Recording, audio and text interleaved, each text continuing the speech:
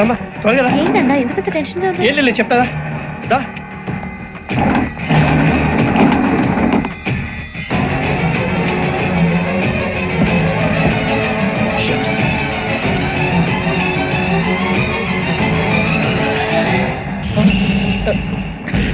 Right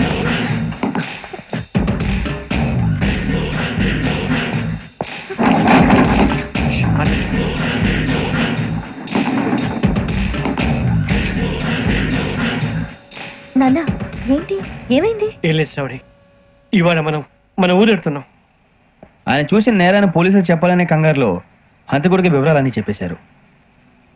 మీ flat ముందు యోగేంద్రని చూసి భయంతో మీ నాన్నగారు మిమ్మల్ని ఊరికి తీసుకెళ్లిపోయారు. వచ్చేటప్పుడు కూడా యోగేంద్ర హంతకుడని తెలియక మీ బెర్త్ నెంబర్స్ వాడికి ఇచ్చేశారు.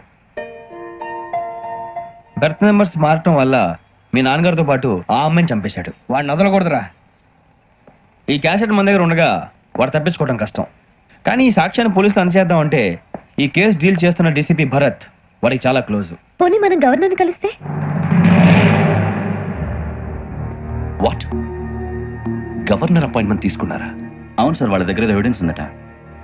పోలీస్ డిపార్ట్మెంట్ మీద నమ్మకం లేక గవర్నర్ రిక్వెస్ట్ చేస్తే రేపు హాలిడేనా స్పెషల్గా కన్సిడర్ చేసి అపాయింట్మెంట్ ఇచ్చారు.